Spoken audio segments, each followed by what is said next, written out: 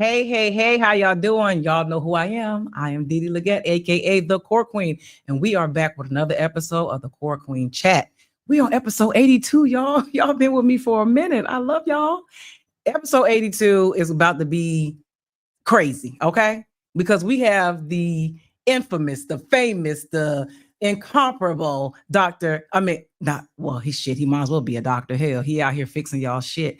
Coach Ken Canyon coming on the show tonight. We're gonna talk about this show he got on Tubi, y'all, called Decisions Are Never Black and White. If you didn't watch it, that's because you don't listen. I told y'all to go watch the show and make sure you know what you're talking about, because I need y'all in these comments. I need y'all on this phone to tell us what you think about episode 1 of this freaking crazy three episode series, y'all. My mouth was on the floor when I watched this.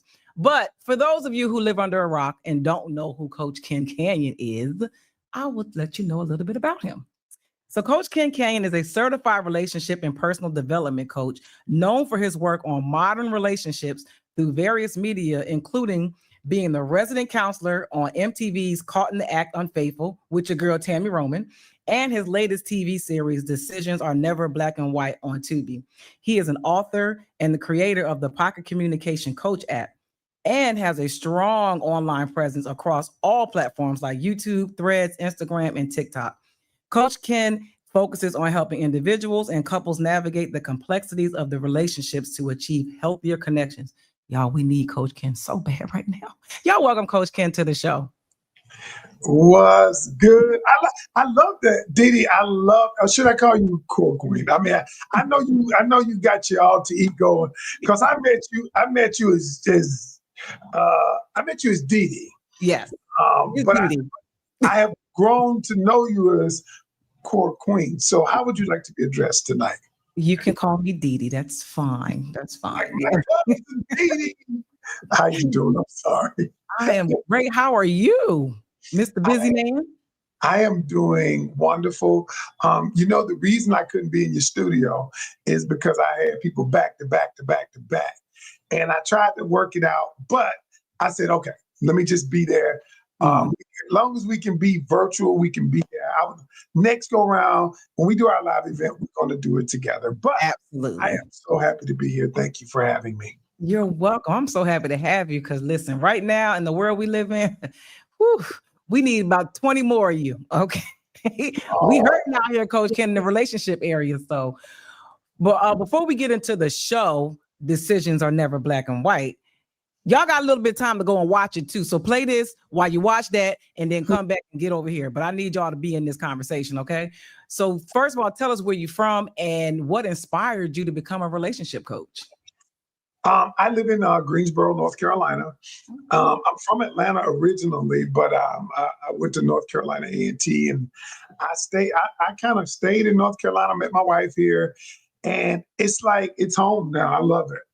How did I become a relationship coach? Now I did a video called "How $7 Saved My Marriage."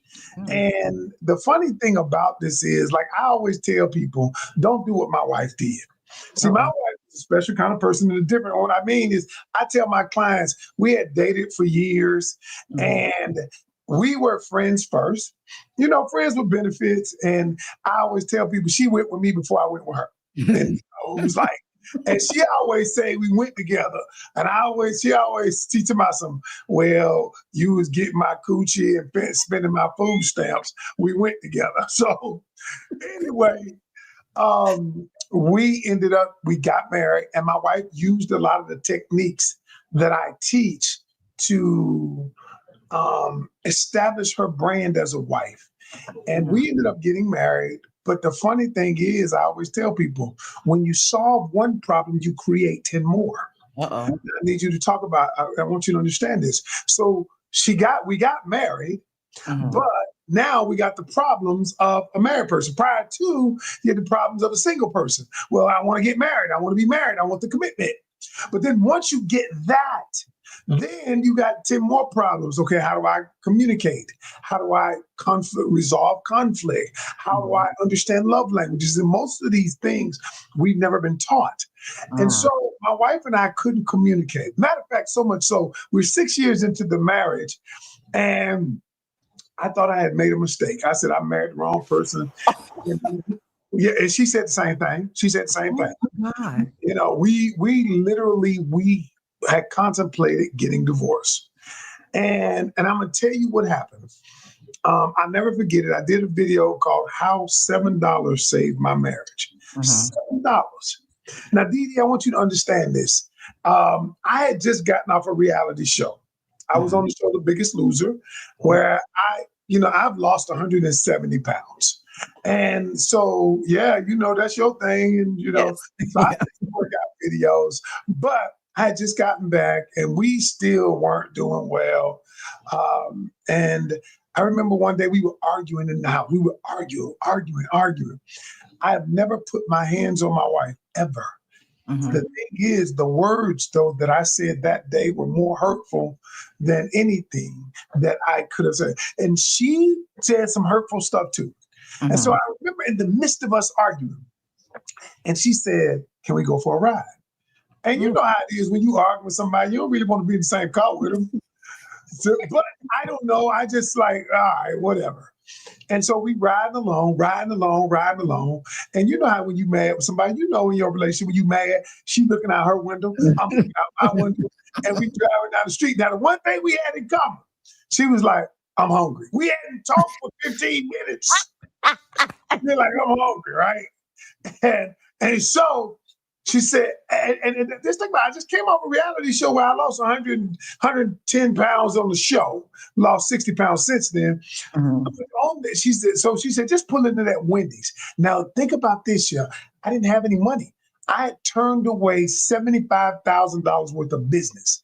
I was busted. I wasn't working. I had worked on my health. And so I said, "I only have $7." She's like, "Pull into that Wendy's." And it just so happens Wendy's had like a double cheeseburger meal deal for $2.99. And I wasn't even eating that, but at that time, when you pissed off, you be just doing stuff. So I was like, all right, whatever. So I went through the drive-through and I ordered 2 of them. Came to $6 and some change, right? Had just enough, $7. And as I was pulling through, my wife said, "Pull over into a parking lot, a parking space." And I was like, "For what?" And, I'm just like, "For what?" And she said, "We're going to sit here and figure out what's wrong with us." And I'm like, "Yeah, right." So anyway, I pulled over and we stayed there 2 hours and 42 minutes. So much so the people inside came out twice. "Y'all good?" Wow. We were like, "Yeah." But during that time, we talked like we've never talked before. I had been with her a long time, but that day we had conversation. And what we realized was neither one of us was good at communication. And we developed during that actual sitting, we developed a conflict resolution system, a simple system that saved our marriage. And I've used it to help save hundreds of other marriages. And it was so simple. Sometimes God will give you something just so simple, but so profound. Yep. So profound. And that's how, and then it became a mission to me. After we didn't get it right overnight now. It took us for the next year to get it right. But I had a deeper calling. I figured if I could help us, I could help a lot of other relationships. Right. And voila, Coach King was born. And that we needed you. Thank you. Thank you, Miss Karen, for making him pull up in that Wendy's. I know, because and now my wife is a coach too. And the funny thing about it is we laugh because I asked her the other day, I was like, when we were arguing that day, what made you say, "Can we go for a ride?" Because I didn't really want to be in the car with you. And she said, "It must have been God, because I looked at it," and many people, and the people listening to me, what happens is the place I'm in has all of this energy with it. And she said, I thought to myself, if we just leave, we can leave out of this energy. We could exit the energy. But what we realized, that was part of it. But the other part of it was we didn't have any skills. We didn't have any strategies. We didn't know anything. No, you have to think about this though, Dee Dee. How many times do people get together and they think it's going to work just because you love a person? Oh my goodness. Yep. No Yeah. tools, no strategy. You've No. never been taught how to communicate. You've never been taught anything about attachment styles. You've never been taught about how to overcome trauma. You've never been taught conflict resolution. Never been taught how to communicate with somebody who's an avoidant and Mm. you're anxious. You've never been taught any of that, but we just expect it to work because I love you. That's And love will never be enough. Ever. ever. Ever be No. enough. No. And some people will never learn it. Because they don't want to. Because Well, you know why they don't want to, Didi? Because it requires you to look at you. I always do this thing when I'm a coach that does a lot of therapeutic stuff. I do this thing called the mirror work, where I get you to look into the mirror and tell me what you see. And the first thing people say, I see my eyeballs and the color of right. my eyes and the skin. And I said, look deeper. What do you see? And Mhm. it's funny. All of a sudden, the way the brain works, because I'm big on psychology, Mhm. neuroscience. I've written 10 books, and my thing is understanding how the mind actually works. And so Mhm. the mind works in pictures. It doesn't work in words. And Ooh. so if I can get you to create a picture, what picture? What I'm really saying is, what picture do you see when you see yourself? Because the Mm. picture will appear. And then all of a sudden they're like, wow, I see Yeah. a person who's been running all their life from things that scare them. And when I get them to see the picture, that all of a sudden the things that were in their subconscious mind become conscious to them. And Mm. once it becomes conscious, now we can deal with it. Now we can understand what it is. But unless you have somebody like me that can help you uncover, Mhm. expose what's in the subconscious, you're gonna walk around and just do unconscious shit. Ugh. It's not And gonna work keep like blaming it on, oh, that's just somebody. who I am. That's what I Yeah, do. That's just how I am. yeah. Yeah, absolutely. I agree with that. Yeah. So, I and I could talk about this stuff all night.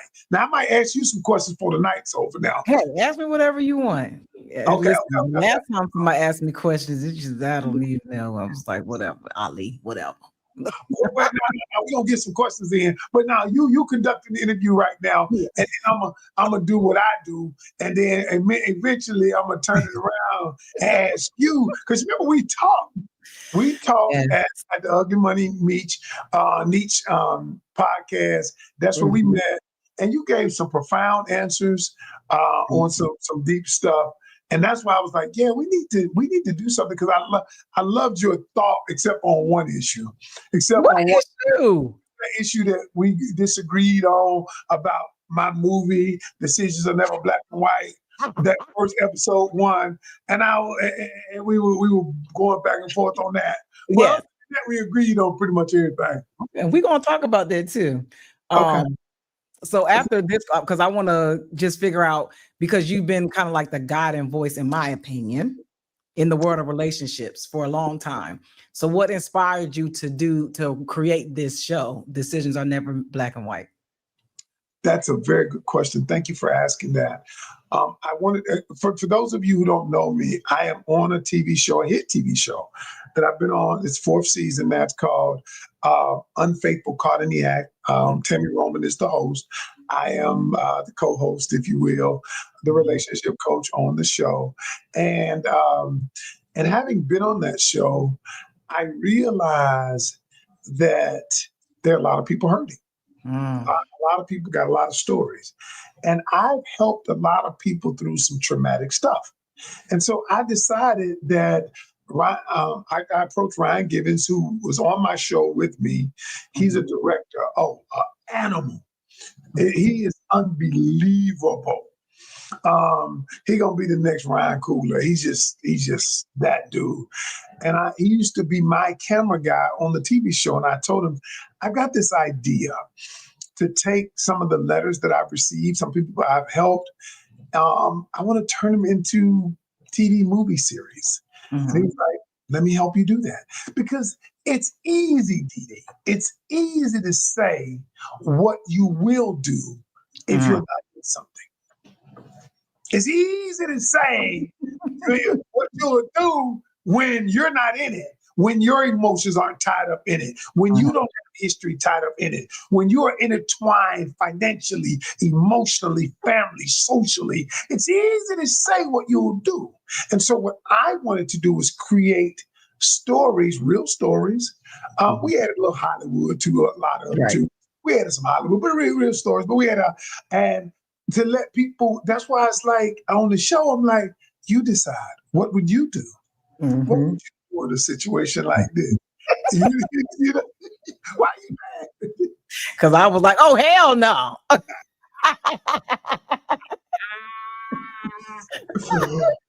Oh, Man. don't tell them anybody.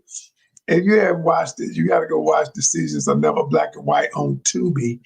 It's on Prime too, but costs $4.99 on Prime. On Tubi, it's free. Free.com. Decisions Are Never Black and White, and it is. And what I wanted to do though was put 3 episodes out there to see if people would resonate with it. And God knows they have. Oh my gosh. Listen, look, first of all, if y'all haven't watched the show, we're gonna talk about it tonight. So y'all just gonna get a spoiler alert. But you still gotta watch it. Even if you talk about this, you have to see it for yourself to be like, hold on, it ain't that bad. Yes, it is. Yes, it is. Oh, First, Ken, I want you to set it up, let the people understand what episode 1 was about, and then we're gonna see why me and you disagree on the decision. Okay. So first of all, there are 3 episodes, y'all. Each one of them is distinctly different. And but I started with the first one because it's a real scenario of what happened. Okay, and so without giving the whole plot away, I'm going to say this: this couple met, all right, and the woman had always said, "I want a man that communicates. I want a man that tells me stuff. I'm tired of being with men who are emotionally unavailable," is what she would say. And she says, "I want somebody to communicate." And I said, and I would ask her, I said, "Are you sure you want somebody to communicate? Are you sure you want a person to tell you everything?" "Yeah, I do. I do." And so this couple had built their relationship on communication. She loved it because he communicated, he was open, he was honest, and they were getting married. They were about to get married. And what he said to her was, "Look, I mean, I don't want to have any secrets with us. And I want to tell, there was something that happened in my past 15 years ago. And it happened one time. And and I want to tell you because you're going to be my wife. I don't want there to be any secrets between us." Well. This how Coach Ken got involved in this shit. So he told her.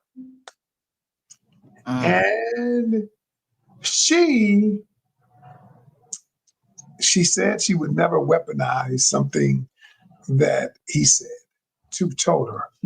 Well, she did weaponize it. And she turned it against him. And he could not believe that this was the same woman that you told me you wanted to know everything. And I want, you wanted to know, and I told you, and now you hold it against me. Something that happened 15 years ago. So so my question to you, Dee Dee, without telling the whole thing, should he have not told her? Should he have not said to not told her? If he was going to tell her, he should have told her before they got serious. But why? No, I totally disagree. I disagree. And let me tell you why I disagree. If it was something not that extreme, I would say that. But in my opinion, that's extreme. And I want to tell people what it is. I don't think it sounds crazy that I'm saying this because they don't know what I'm talking about. Yeah. I think it's extreme. But it ain't that extreme. It's just that extreme to you. So here's the thing. Here's the thing, Dee Dee. I'm going to ask you a question. Hold on, Dee Dee. Anybody that you're dating, Do you tell them everything that you've done in your past? Everything? Nope. You And I don't? don't want them to tell me everything either. So in other words, what you just said to me is no, I don't feel like we should share everything that's happened. And so, but what her thing was we should share everything that has happened, that we are different people, things that have helped us become who we are, have grow from our mistakes. But And I don't think you don't think I don't think she imagined in a million years that would be what he would tell her. it don't matter. Okay. It does. No, well, here's the thing. Let's just say this. Like we said in my candid conversation, it's a double standard because it's a double standard, and I'm glad you admit that because it's a double standard with men and with women in a lot of different areas. It's a double standard because if a woman have sex with a lot of guys, she a hoe. If a man has sex with a lot of guys, he the man. Yep. So I get the double standard. I get that. But don't say that this space is a safe space to share what I want to share. And when I share, I get killed in the space that I thought was safe. But see, I think, okay, so if I go back to the actual episode, and maybe this is probably why I was so adamant, is because I felt like he wasn't going to tell her unless he was forced to. But you're saying in the letter, she said she wanted this information. Yeah, it wasn't forced. And even in the movie, he wasn't forced to tell her. He didn't have to say. Because remember when the ring fell out and he said, look, I got to tell you. So I need to tell you something. Because that was the symbolism of they were getting married. And he was like, I want to tell you this. It just so happens that's the Hollywood of it. We the Hollywood it up. Because it looked like the guy somebody else was going to tell him. In real life, he said it. He said, look, I want to tell you this because I don't want there to be any secrets because we built our relationship on communication. I think that's one secret he should have took to the grave. You know what? I agree. You think you could have left that out of it? Like because at that point I feel like yes, I'm a safe space, but that is something that I don't even expect that you're going to tell me. You ain't no safe space then. Yes, I am, because that to me is so extreme. That is not something that's a normal confession. But that happened 15 years ago, and it wasn't. What it is you put that kind of way. So let me ask you this. Let's say hold on. I'm gonna ask you right here. Let's say it was a woman who, and I had this too. Okay, OnlyFans was out when I got it, but she used to sell that thing. Okay, I don't even want to say this because it's gonna be an episode soon. Okay. All right, so because based on the response to this one, so you used to say that thing. Well, the guy was in the mall one time, and he noticed this cat they were together, kept looking at her, but it was in her past. It might have been 8 or 9 years, whatever, in her past, and she never wanted to bring that up again. She did it because she had to support herself, whatever. Well, it came out. The dude kept looking at your boy, confronted. What the? And he was like, I thought I knew you somewhere. And then he asked her, wait a minute, what's the deal with this dude? And then that led to a series of conversations where she told him she was selling. She had been with maybe even hundreds of men. Okay, now out of there. Okay. Same situation. He should have been out of there. And I'm saying this because it just happened to me with a guy who told me that he was with a number of women that I couldn't even imagine. I couldn't even count that high. And I'm like, oh no, you gotta go. What was the number? 2,000. He been with 2,000 women. That's what he said. Jesus Christ. And he offered this information. I didn't ask. Hey, ask your tech guy. What's your tech guy back there? Fred. Hey, Fred, what you think about that? I mean, good. I think he lying. I don't. He's a celebrity, a huge celebrity, and I think he just runs through him. I don't think he lying. I think 2000. That's cap. It's possible if you're not. We're not talking about one person at a time. We're talking about orgies. We're talking about like, listen, I got a friend that she a swinger. Like, they life is crazy. So I don't put it past them, but you won't be over here. Oh no. Say, he ain't about to get this. That's a wrap. You gotta go. I don't care Hey, who you Fred, are. Hey, Goodbye. Fred, she took that serious. She's Oh, like, I was so disgusted. Barack. No, and I understand that. And I totally get that. But I just wanted, and here's the moral of the story. As a coach who has coached thousands of people, I don't have the luxury to judge you. I don't have, because my job, and let me just say this, there are 4 words I never use. I never use something is right or wrong, or something is good or bad.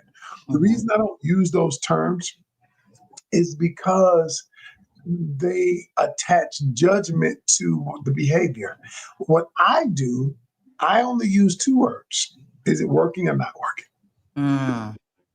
Because what's good for Dee Dee might be bad for Coach Ken.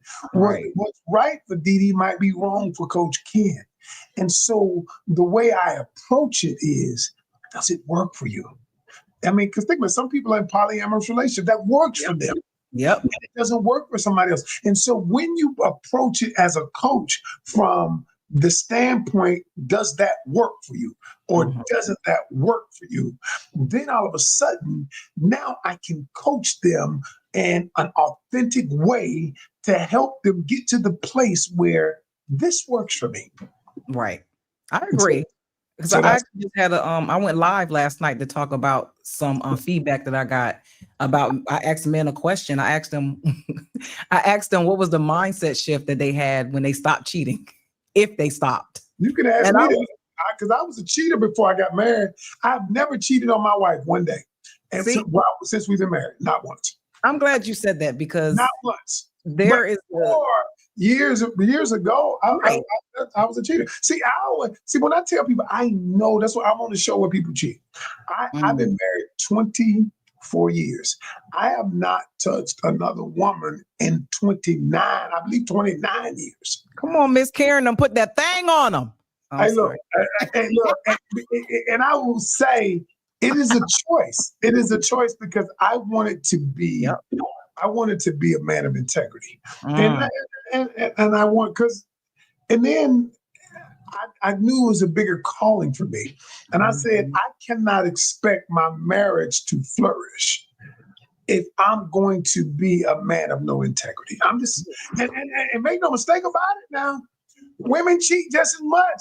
Listen, there was a study yesterday. I said I don't want to hear nothing about men cheating. I said people cheat. Cheaters cheat. It ain't got nothing to do with a gender. Yeah. People cheat. So yeah. But I was very pleased that I got so much feedback from men. So I actually read all their comments, all their responses on live, because I was like, whoa, wait a minute. Like, it was literally overwhelming how most men came to this conclusion, like what shift their mind. It had nothing to do with anybody else most of the time. What were they saying? The majority of them were saying it was something within them that they were like, they realized they were being unfulfilled, and that they were more valuable than that. And they were just giving themselves away for no reason and not really getting anything out of it. I agree. Whoa. It always, when a man stops cheating, it is always an internal decision. Yeah. So what people do is people think that a woman can make a man stop cheating. Like if she check his phone, if she does all of the things, if she, got cameras, record, that ain't gonna make him stop. Because what you're doing is you're trying to solve an internal problem with an external solution. And that's not the way it happens. And for me, I wanted to become a better version of myself. wanted to be better. I wanted to be a better man. I wanted to be a better father. I wanted to be a better person. I wanted to evolve into the man that can say live in front of thousands, that millions on unfaithful, that I've never cheated. When I Mhm. said, since I've been married, never. Ain't no woman gonna say, oh, his dick been in me. No one. But one. Come on, that's what I'm talking. And I think that's something that a lot of like the younger generation needs to hear, because a lot of times we hear like young guys talk about the barbershop talk or the locker room talk, and it's just the norm. I'm just supposed to do these things. And it's like, Right. no, that's actually not that normal. It's kind of dysfunctional, actually.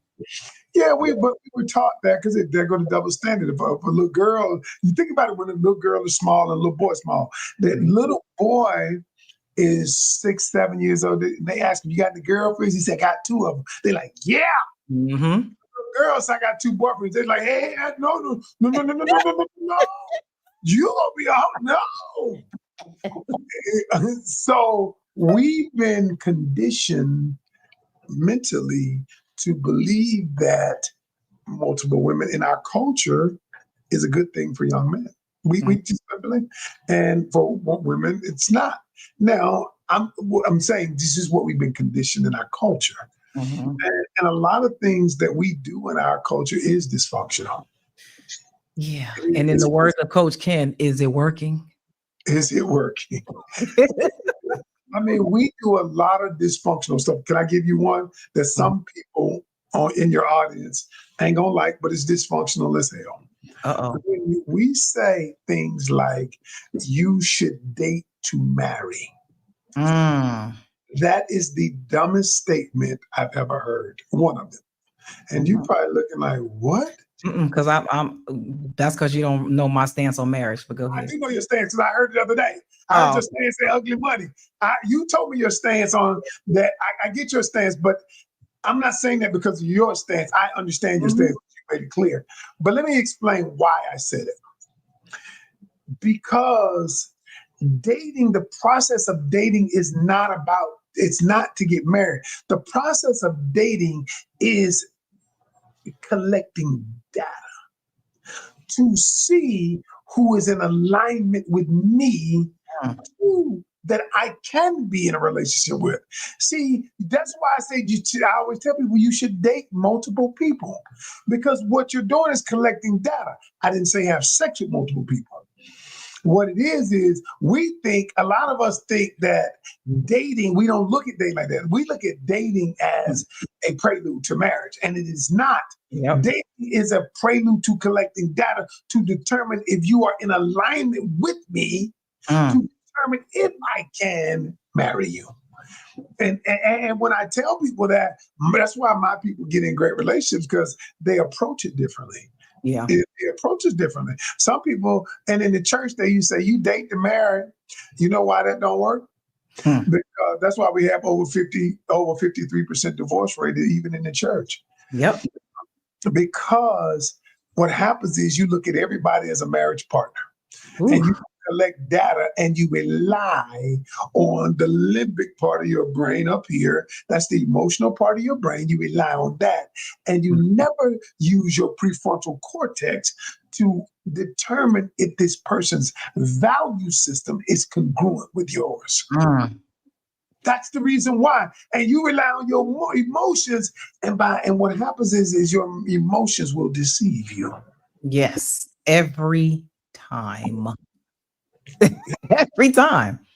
Yeah. I often say that a lot of people in the Black community is we like the way that we date, we kind of just fuck our way into relationships. We kind of what? Fuck our way into relationships. Oh yeah, that's fine. Yeah, all day, every day. We realize I don't even like you. And think about it, because the sex is good. What it does is good sex, physical connection creates an illusion. And the reason it creates an illusion because it hijacks your brain. And as I said before, the amygdala is in the limbic part of the brain. When you start with that, that's where the whole idea of catching feelings comes from. Mm. Your amygdala and the limbic area of your brain takes over, and your decision making bypasses the prefrontal cortex, the logical part of your brain that says, "Hey, he doesn't call me after 9 o'clock. There's something wrong with that." But because you're like, "Oh, he working, he go to sleep early every night, even on weekends." And so because your the limbic part of your brain is taking over, that part wants to accept that because it makes you feel good. Absolutely. It's an illusion. That's right. So I get people to use both sides of their brain. Ooh, Lord. I do. That's why I'm so good at what I do. I get you to use both sides of your brain. I needed you like, no, let me be quiet. No, Fred, That's don't how you say a you word. got me Fred, now. don't you say a word. When did she need me, Fred? Fred calls me insubordinate. Oh my God. Oh Lord. All right. So for people that may watch this show, like what do you want them to take away from it? To watch decisions? Decisions, yes. I want them to take this away. That I want you to look at every situation based on your truths, not someone else's, not your friends, not your mama, not your daddy, based on your truth and your core values, what aligns with you. And sometimes, y'all, sometimes things don't align with your core value system, and we are unwilling to let it go because we think it ain't as bad as someone else, or it's not as bad as another situation or a prior situation. And so what we do is we rationalize what we go through. And when you rationalize, it becomes rational lies. Come on, Coach Ken. That's what it becomes. Rational lies. Dang. That's what happens to people. We need you in the high schools. Do you go to high schools and talk to the kids? No, no high schools. All they doing is just fucking. They ain't thinking about nothing else. But that's why, because they don't even know how to rationalize stuff, Coach Ken. I needed you in high school. Boy, it would have saved me a lot of problems. I do do college, because in college is when because see, okay, in high school, you sneaking out. Like you got to sneak, you got to do, you still got some guardrails. Your guardian parent, whatever. Some kids don't have guardrails, but for the most part, when you go to college or when you get out on your own, now you have no guardrails. You're emotionally immature. You haven't been developed emotionally, and so now your body is grown. And that body is yearning for those things. It's grown. Next thing you know, oh boy, every time he wake up, he hard. And then he's spitting game to her and she getting moist in the panties. And then you start doing dumb things. You start doing dumb things that may hurt your future emotionally and physically. So that's why I try to work with college students. My granddaughter's in college now, and I give it to her raw. And I'm like, oh, he just wants pussy. I'm just telling you now. She a good looking young lady, and she's beautiful, and she got a nice body, and all of that. And I'm gonna give it to her straight. I do not want her. I cannot live with myself. God didn't give me, these kids, these grandkids, so I can let somebody else out there tell her something. She need to know I love her. Her mama love her. Her daddy love her. My wife love her. And that ain't no fool gonna just tell you something. And she will come to me and ask me. And I'm like, look, here's what it is. Because I am not trying to lecture her. I'm simply trying to empower her. Right. The word empower means to give power to someone else to make their own decisions. Yeah. And I mean, just the mere fact that she has male role models in her life she already light years ahead. Yeah. That's something every little girl definitely needs. And I Bad. want to be a role model for my daughters and for my grandkids. And I always tell them, I want them to be able to say, I want my husband to be Mm. like Pop Daddy. Because they know I'm a masculine man. I'm not, you know what? I'm not, I'm gonna tell it like it is, but I'm compassionate too. I'm vulnerable too. I lean into my feminine energy as much as my masculine energy because you have to balance it. Everybody who's into this hyper masculinity, come on, man. If you're a real man, you ain't got to tell everybody. Hmm. You ain't got to tell everybody. Yeah. Yeah. You know what? Your energy tells them. It's gonna show up before you even get in there. It's gonna precede you. Absolutely. I agree. Yeah. I think Kevin Samuels then really did a number on a lot of these men. I agree with some of the stuff he said, but I think they just took it too far. Some of the stuff he said was dead. He was dead on. Some of the stuff he did on. Now, what only thing I didn't like about Kevin Samuels was the energy that by which he presented it. Now, so because I felt like some of it was dogmatic, but and I also feel like there are women out there who are on the opposite side of brothers in the manosphere, and these women like your girl, what's your girl Shira Seven, who be talking about she got a little saying and telling women, if you don't get his money, you know what, you need to get his money, you need to get, I'm like, that creates toxicity, and a lot of those women are not going to meet the person of their dreams because they're getting faulty advice. Yeah. And they don't even they don't have access to these types of people. They've never had these types of people. And it's like, is that working for you? Look, see, now I'm gonna use that. You got to use that. Dee Dee, you got to use that. Is that working for you? Yeah, it doesn't even make sense. All of these checklists and they're exhausting. They're exhausting. They are. I always tell people the first thing when you coach with me, ditch the list. Yeah. What we'll do is we'll create something new, a new document. And this new document is not going to have boxes where you check he makes six figure, he's 6 feet, he got a big house, none of that stupid stuff. The first thing your document, I didn't say list, your document is going to have your own core values on it. Most people, if I were to ask you your core values, not you, but a lot of people, they don't even know what core values truly are. And so they don't know what their core values are. What they try to name is how they feel about something. But that's not a core value. No. And so that's where we start.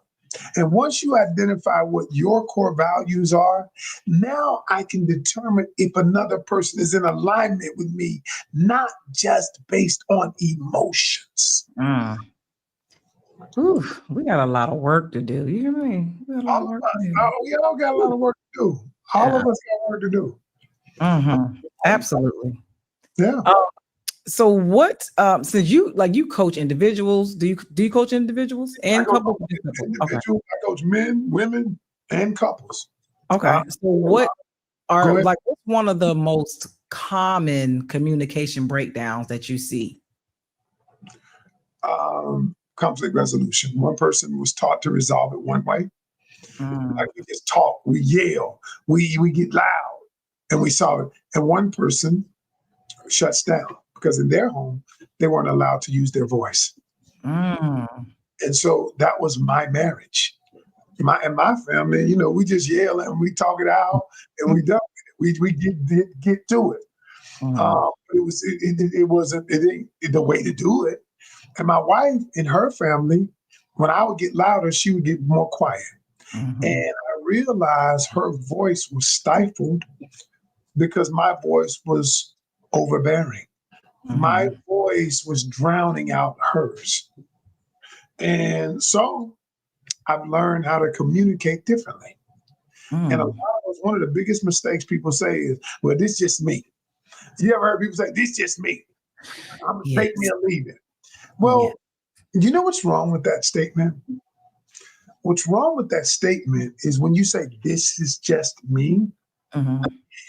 you don't leave room for evolution. Hmm. You don't, because scientists say we as human beings evolve every 7 years. And if you're not willing, if you're not trying to evolve, if you're not attempting to evolve, um, then what you're doing is you're staying stagnant, and you're leaving your evolution to chance. And so what I tell people is, I'm like, look, when you say I'm just me, what you're really saying is I don't want to evolve. I can't do Mhm. anything. I'm not going to do anything more to be better. I don't want to be better because a lot of people do not want to acknowledge that we all need to be better. We Mm. all evolve. And so I'm going to break something down that my wife and I have been married 25 years. We've been together over 30 now. Cool, according to her, but we have. But now, but my wife and I, they say every 7 years, people evolve. Mhm. And here's the thing, I've evolved too, but every evolution with her, I've fallen in love with it over again. Mm. Come on See, here. here's the thing. What people do is, you ever notice people married 30, 40 years and now they're getting divorced? Yeah. Yep. What happens is the evolution, everybody's evolution, you must fall in love with the evolution of Mm. that person over and over and over again. That is when you get to the point where your love grows into what we call mature love. That is that state where we evolve with each other. Mhm. And so I've fallen in love with her 6, 7 times, really at least 45 times with the different evolutions. Mhm. And so we change. We all change. Absolutely. Yeah. I think I had this conversation because we were talking about like when people get married really young and then like because they've matured and changed so much, like you said, they get that divorce like early, like they maybe in their 30s and they're divorced already.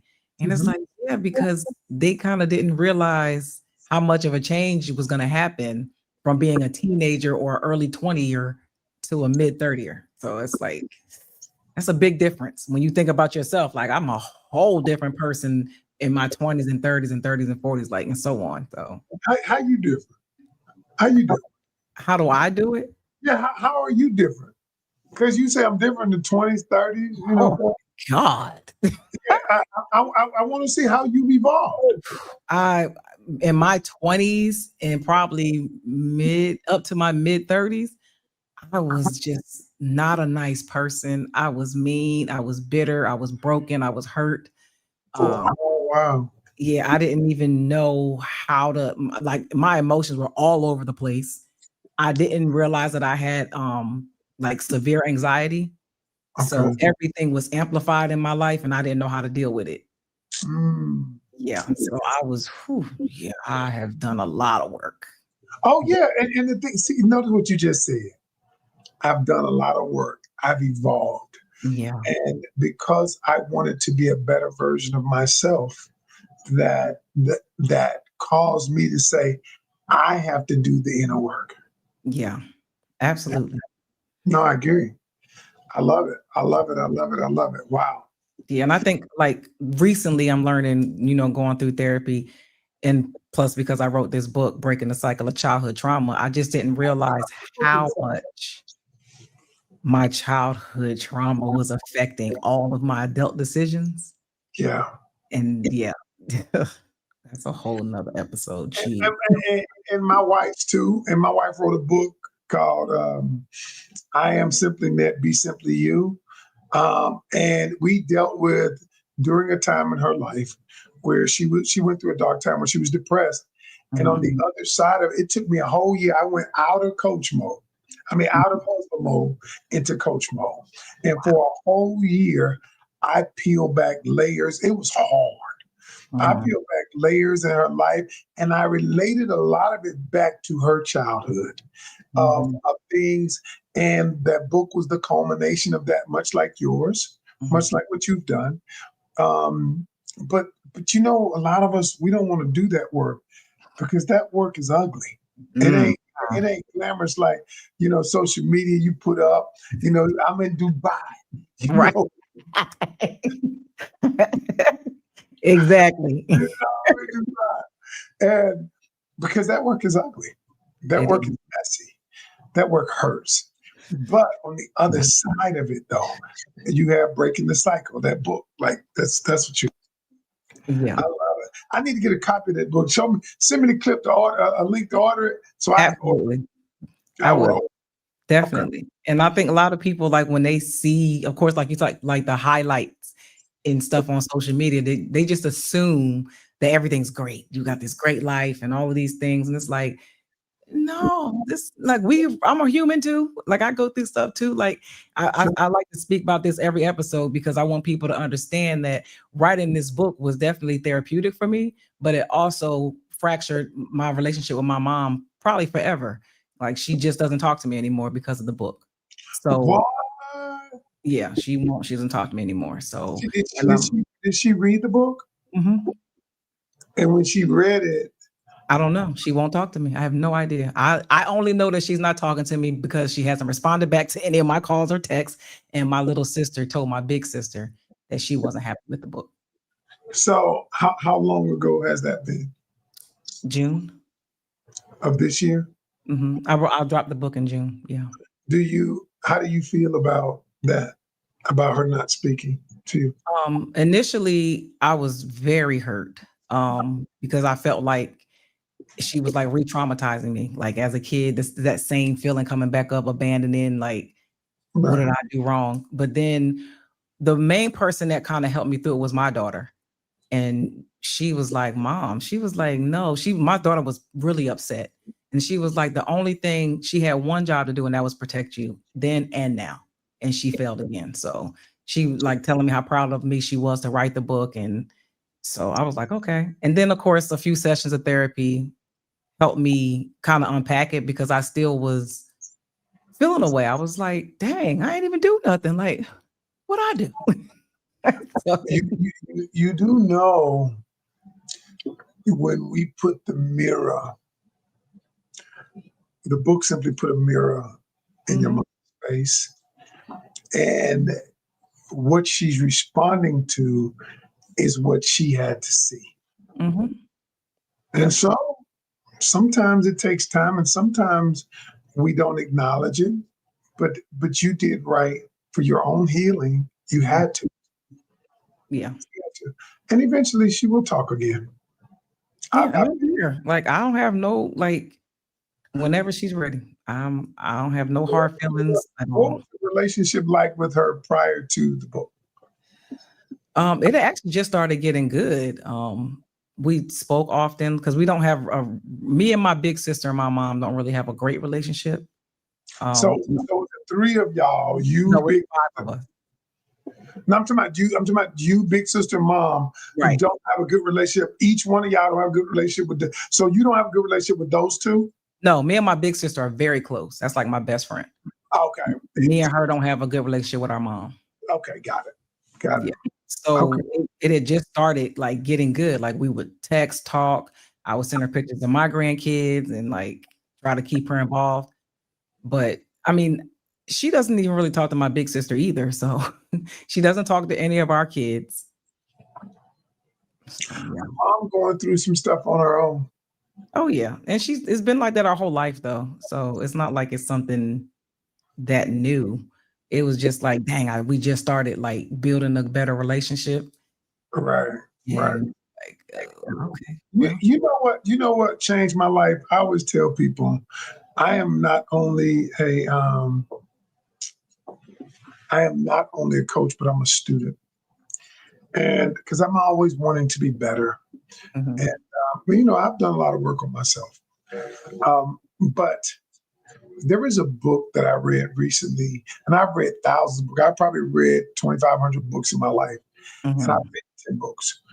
But this book called the let them theory.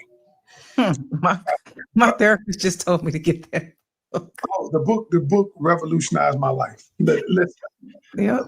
listen, I tell you, go get that book. Yeah. My granddaughter recommended it to my wife, who read it and was like, "Look, Ken, you got to read this." My wife called me Kenny, you got to read this. So, and I read it 4 times. So not really read it audible. I listened to it 4 times. I take notes, and the book has revolutionized the way that I look at people, life. I'm not gonna give you any clip notes. Me and you gonna talk about it.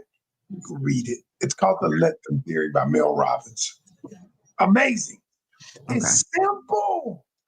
Mhm. Some of the most profound things are the simplest. Yeah, absolutely. I agree. Yeah. Yep. Wow. So Didn't know we were gonna and go it's funny because remember I told you when Ali was on, he was asking me questions. It was about this, and we kind of had a back and forth because he was, of course, coming from his perspective and just giving me advice on, the mother child relationship and how I should. No, I should not. there. No, No, I should. no. Let me tell you why. Your job is not your mother's happiness. Come on now. God is giving you your life. Your job is to be fulfilled in your own life. Mhm. And so that's part of what the let them theory says. The let them theory says, let them be them. Let Yep. them do what they are going to do. Yep. And then let Yep. me do what works for me. But your job, he says, you've been given one life. One life. And I was reading scripture, Ecclesiastes 9 and 10 says, with their hand, I put my hand to do, whatever you put your hand to do it with all your might. And there's another part of that scripture that I didn't realize. They said, because where you going, the grave, work, you ain't gonna need any of that. I was like, wow. Yeah. And so your job is to take this one life that you have and make it the best it can be. And that one life needs to be centered around being happy for you. Mhm. Absolutely. Yeah. Yep. I agree. And That's it. that's why I kind of push back just because I know he was coming from well, what if she dies? What if you die? What I said it is well with my soul. Yeah, if she were to die, but that's her life. That's her life. I mean, and it's okay. And then you can, and I'm not telling you, but here's what happens to people. What happens to people is their whole life is centered around someone else's feelings. Lord have mercy. And so those feelings dictate your actions. Yep. And so that means your actions are not authentic. Mm. Your actions are a result of someone else's feelings. Yeah. And so we got to realize that the truth is we are not responsible for someone else's feelings. Nope. People are going to feel what they feel. We are responsible for our life and communicating effectively. Absolutely. That's it. That's all. And I am done with that. He's like, you need to just pull up on her. Who? Oh, God, I don't even know where that lady live. I'm not going to her house. no. That just feeds your trauma. That's no. And I told him, I said, so you want me to first you told me to reach out and then you told me to pop up. So if both of these things I do and she doesn't respond, then I'm just going to be re-breaking my own heart. That doesn't even make sense. That feeds into the trauma. Let her. Your therapist was right. Yeah, she's like, no. She said, ask your therapist. No. Yeah. But No. yeah, I'm good though. I'm happy with the decision to write the book. It took me a long time to put these words in this book. I held on to that trauma for a long time since I was 12 years old, and now it's out, and I feel so much better. So I'm proud of you. Thank you. Proud of you. Okay, I know this is amazing. I got 2 more questions for you. One more question. Let's get it. And these two questions I ask everybody to come on my show. Okay. Okay. First question is, what is the best advice you've ever received?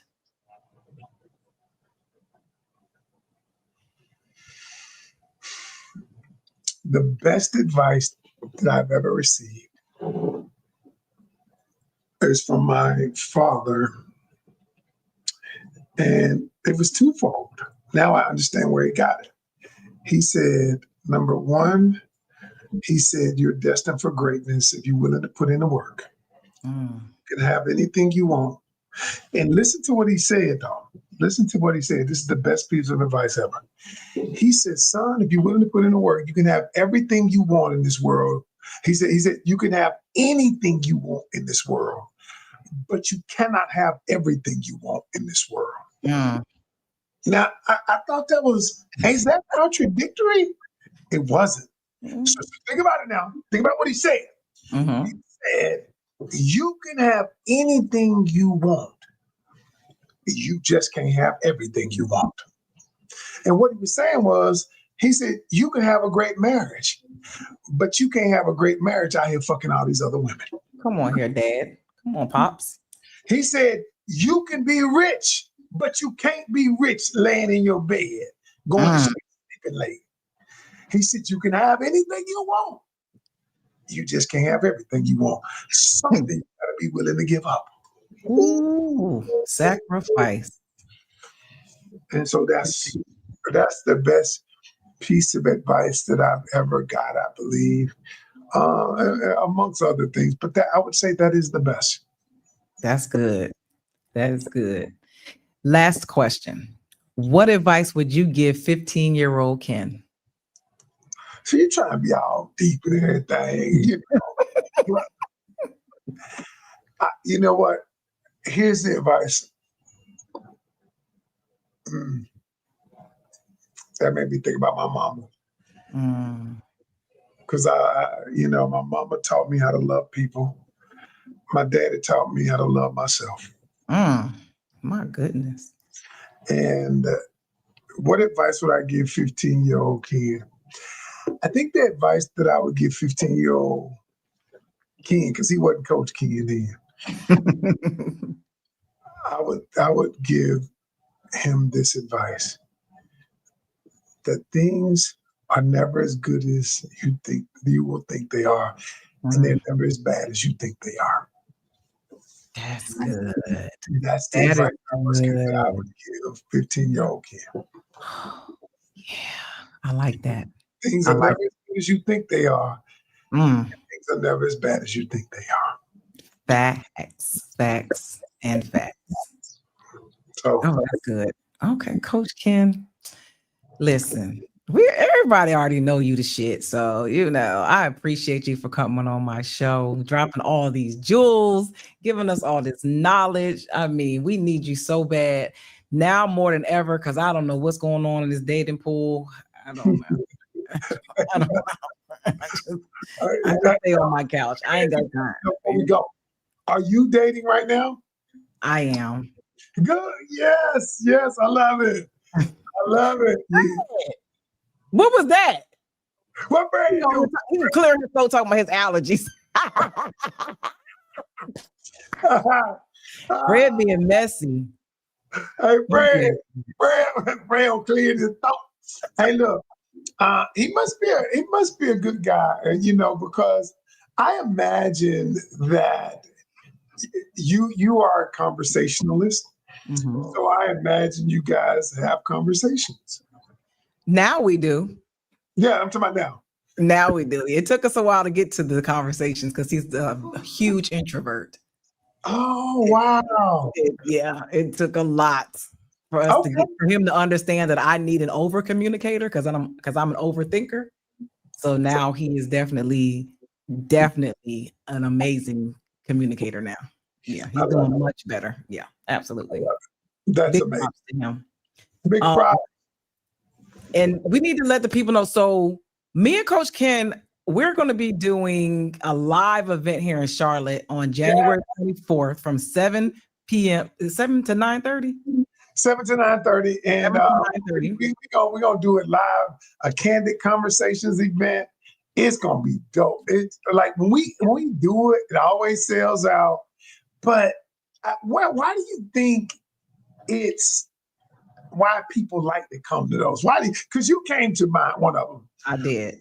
Why do you think? From your I perspective? think because it's always, relationships is just always a topic.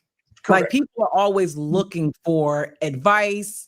They're looking for their tribe to see if maybe, am I right in this? Is she right? Is he right? Like people just want that conversation. And I also think that people are kind of a little bit exhausted from the social media conversations where it's like just this one directional type of conversation. Yeah. So being in a room with people again and actually interacting and really having conversations and real debates is just healthy, and it just feels right. It was good. That night was good. When I tell you, the time went so fast, and I was like, it was some, and the way we set it up, like it's everybody's take matters. Yeah. That's probably what it is then. Because it's like you said, there's no right or wrong. No right or wrong. No right or wrong. So we're gonna do it in 24. We're gonna promote it. It's gonna be crazy once we get everything good. Let's do it. So the venue is to be determined. We'll start promoting and getting it out there, but y'all make sure y'all mark your calendar. Just mark the calendar off. Y'all gonna be here in Charlotte, January 24th from 7 to 9:30 p.m. and get ready for a great conversation and bring your opinions with you. Don't be getting offended because there's no right or wrong. Okay. You see Wait, you gotta put Jen's comment up because this is the friend that sent the message about the series. So I just want to say the 2B series was good, but why did you hit us with only 3 episodes? 3 felt like a sample platter. The series had me stuck to the TV screen till 2 a.m. last night, like I was being held hostage by my own curiosity. Had me sitting there waiting for the non-existent episode 4 like it owed me money. I need season 2 because 3 was just disrespectful to my binge watch spirit. I love her already. I swear I love her already. Hey, Jen. Jen, I just wanted to put it out to see if a sample would people receive it. That's all. Because think about it now. You putting up a lot of money to do this. If I put up something and people don't like it, right? Then we ain't gonna keep investing it. But people like it, and so we coming back at you, Jen. I swear, I love it the way she said that. She said, "Had me sitting there for a non-existent episode." No, what she said was had me stuck to the screen. She said, like I was being held hostage by my own curiosity. I love that. Yes. That's my girl, Jen. We'll be in Ghana next month. Me and her and some of the Air Force ladies. We're going out. We're going out the country. What is that? She said, well, you see now received. I'll even be in season 2 if you need an actress. Okay, Jen. Don't say that when we call you and be like, Dee Dee an actress too. So we get both y'all on set together. Don't be surprised. We're going to call you about it. Don't be surprised. So it's good. I need to be the woman selling the coochie. No, I'm joking. Because you and Fred both look the same, right?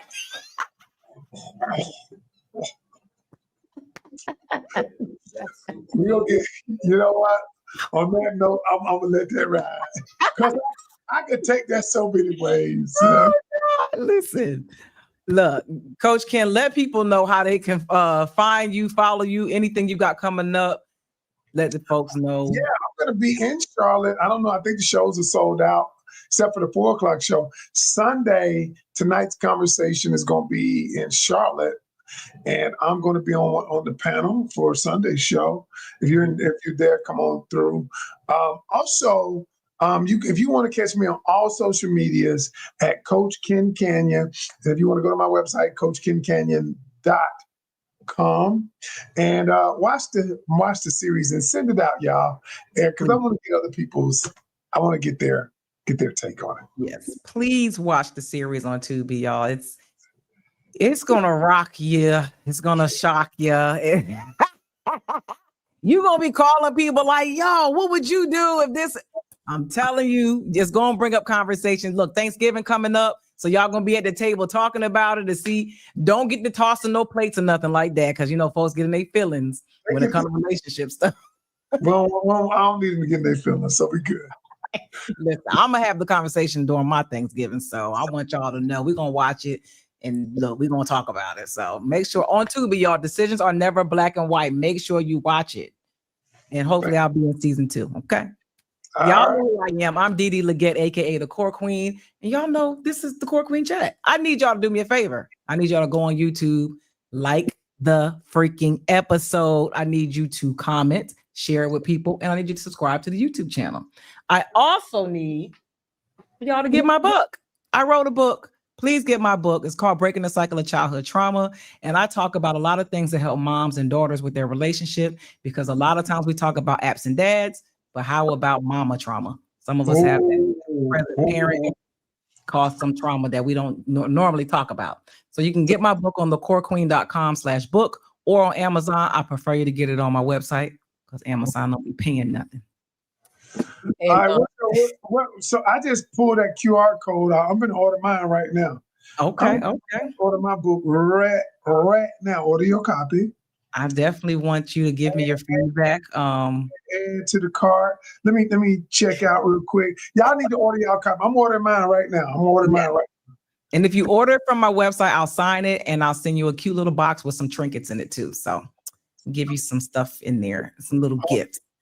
Also, what do I have coming up, Fred? Yeah, trinket. Yeah,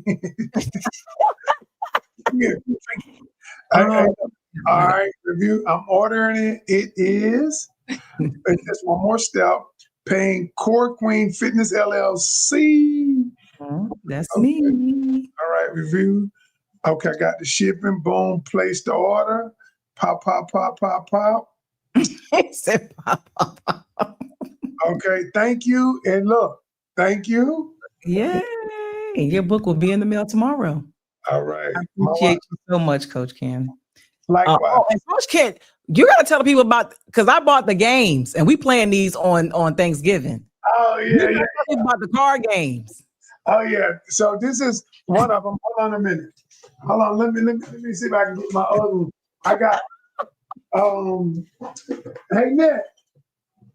Let me see where they have relationship card games. This is a comment up there, Fred. So this is one of them. I don't have it right here. It's in there because I shipped out orders today. We got both of them. We got this version is the regular version. It's called Moment of Truth. And we got a black version that is a sex version for all you freaks out there. That's my type of carrying on. Oh, I'm sorry. Go to CoachKid.com or you can order it on any of my social medias. Go to my link tree, my profile, and you'll see the card games down there. And they crazy. Yeah. Y'all need this game. Look, we playing this on Thanksgiving. We about to ask some questions. Oh, with some drinks. It's about to be crazy. I get Jen. Hey, y'all can't wait to hear Jen play it too. Look, put Jen comment talking about I'm about to have hours of truth. I love it. Love it. God. Listen, that's funny. Hilarious. Well, what do I have coming up, Fred? I don't know. What's this month? This is November. It's November. Fred. Yes, Sunday. I will, since you said it, I will promote it. Sunday. He is so petty. It is unbelievable. What Fred do? No, he makes me sick. We got Sunday, November 23rd from 6 to 9 p.m. Money Train's 7th annual turkey drive is happening in Rock Hill, South Carolina at South Point High School. So if y'all are there, they're giving out 200 turkeys.